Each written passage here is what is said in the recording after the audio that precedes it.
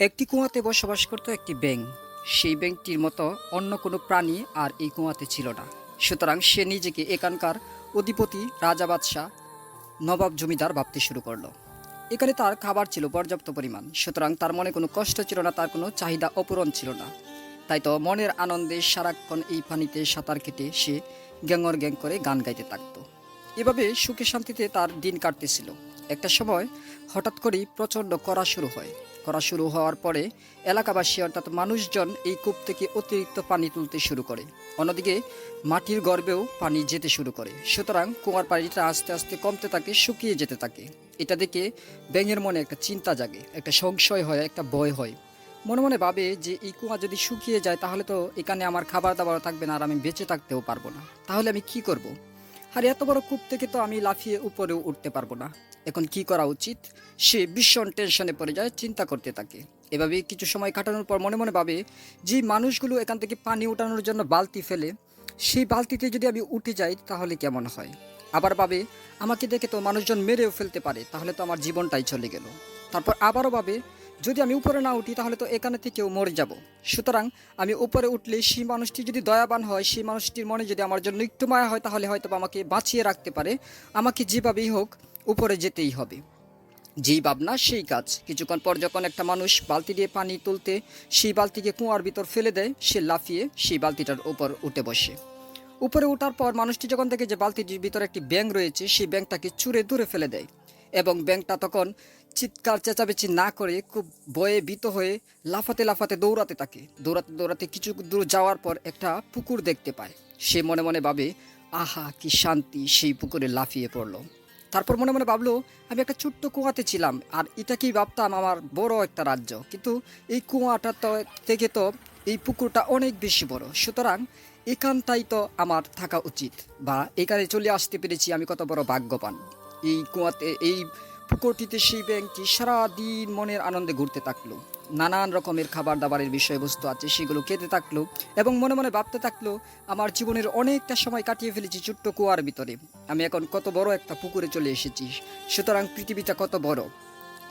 এইরকম ভাবতে ভাবতে তার যখন সময় কাটতেছিল, তার দুই একদিন পর দুই একটি নতুন ব্যাঙের সাথে তাদের দেখা হয়।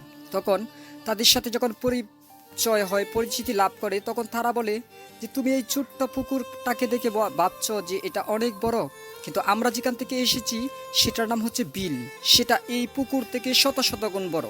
তখন ব্যাঙ বলে, ভাই একটু কষ্ট করে আমাকে সেই বিলে নিয়ে যাবে, আমি দেখতে চাই বিল কত বড় হয়। আমি জীবনে কখনো কোনো দিন দেখিনি। এই পুকুরটাকেই তো আমার কাছে মনে হয় বিশ্বের সবচেয়ে বড় একটা বিষয়বস্তু। তখন সেই ব্যাঙগুলো বলে, ঠিক আছে, আজকে রাত্রেবেলা চলো আমরা সেই বিলে চলে যাব।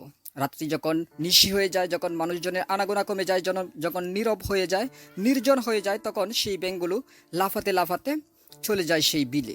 সেই বিলে গিয়ে তো এবার কুয়ার ব্যাঙটি অনেক খুশি মহানন্দে ঘুরে বেড়াচ্ছে এবং অনেকগুলো ব্যাঙের সাথে পরিচয় তো হচ্ছে।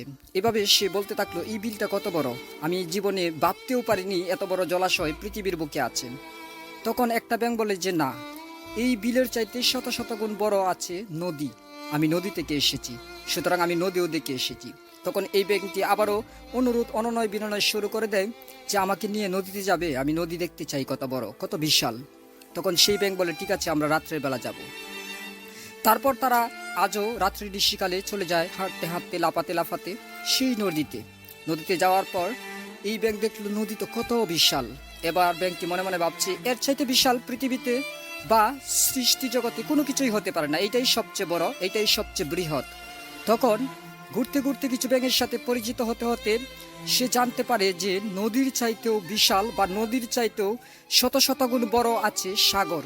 তখন সেই ব্যাঙ, ঠিক আছে, সে অনুরোধ করে যে আমাকে সাগরে নিয়ে যাবে। তখন ওই ব্যাঙ বলে যে না, আমি সাগরে কোনোদিন যাব না, কারণ সাগর এতটাই বিশাল, আর এখানে এত বিশাল বিশাল প্রাণী আছে যে আমাদেরকে নিমিষেই গিলে ফেলতে পারে।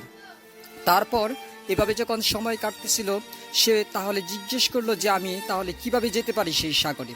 তখন সেই ব্যাঙটি বলল যে তুমি যদি পানির যখন স্রোত শুরু হয় সেই স্রোতের সাথে নিজেকে বাসিয়ে রাখতে পারো, তাহলে অনবরত অন্তত 24 ঘন্টা চলার পরে তুমি সাগরের মোহনায় গিয়ে পৌঁছে যেতে পারবে।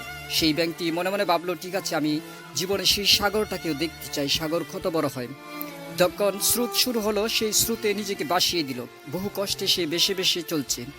অনেকটা সময় চলার পর সে একবার চলে গেল সাগরের সেই মোহনায়। সাগরের ভিতর যখন সে ঢুকে পড়লো তখন সে মনে মনে চিন্তা করলো, আমি যদি সারা জীবন সাঁতরে বেড়াই সেই সাগরের কোনো কুল কিনারা কি খুঁজে পাবো?